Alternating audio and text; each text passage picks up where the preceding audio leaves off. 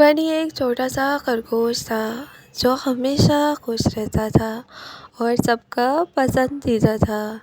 ایک دن بنی جب چھٹیوں کے بعد سو کر اٹھا تو اس نے سوچا اسے جنگل کی سیر کے لیے جانا چاہیے۔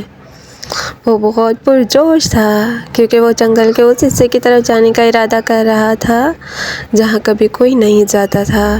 اس جگہ کے بارے میں بہت ہارر کہانیاں اور ڈراؤنی باتیں مشہور تھیں، لیکن وہ سوچ رہا تھا کہ کچھ نیا اور دلچسپ دیکھے گا جو اس کو حیران کر دے گا۔ شام کا وقت تھا اور جنگل میں اندھیرا چھانے لگا تھا۔ بنی آہستہ آہستہ جنگل کے اندر بڑھتا جا رہا تھا، لیکن جیسے جیسے وہ آگے بڑھ رہا تھا ہر طرف سے عجیب سی آوازیں آنے لگیں۔ پتوں کی سرسراہٹ، درختوں کا جھومنا اور دور سے کسی کی مدھم چیخ۔ بنی نے پہلے ان آوازوں کو نظر انداز کیا، لیکن اس کے دل میں خوف بیٹھنے لگا۔ وہ جنگل کی سیر کرتے کرتے کافی اندر جاتا گیا۔ جنگل کے اندر جاتے ہوئے بنی ایک پرانی اور خستہ حال جھونپڑی کے پاس پہنچ گیا۔ اس جھونپڑی کے آس پاس کوئی نہیں تھا، صرف ہوا چل رہی تھی جو خوفناک آوازیں پیدا کر رہی تھی۔ بنی نے سوچا اندر جا کر دیکھتا ہوں کہ کیا ہے۔ جیسے ہی اس نے جھونپڑی کا دروازہ کھولا اندر مکمل اندھیرا تھا۔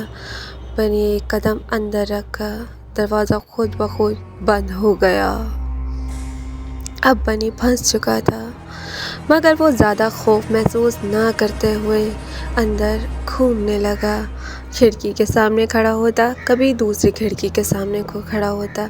اس نے ایک دفعہ پھر دروازہ کھولنے کی کوشش کی، لیکن دروازہ نہ کھلا۔ اچانک وہ کھڑکی کے پاس کھڑا تھا کہ اسے پیچھے سے آہٹ محسوس ہوئی۔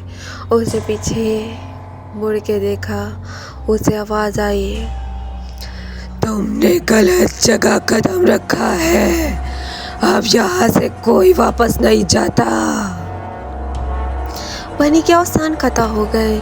اس نے دروازہ کھولنے کی کوشش کی اور جیسے ہی دروازہ کھولا وہ بجلی کی رفتار سے باہر نکل آیا، لیکن جب تک وہ اپنے گھر پہنچا وہ بہت ڈرا ہوا تھا۔ وہ کانپ رہا تھا، لیکن بنی کے چہرے پر خوف کی چھاپ ہمیشہ کے لیے نقش ہو چکی تھی اور اس کا یہ سفر بے حد یادگار اور کبھی نہ بھولنے والا بن چکا تھا۔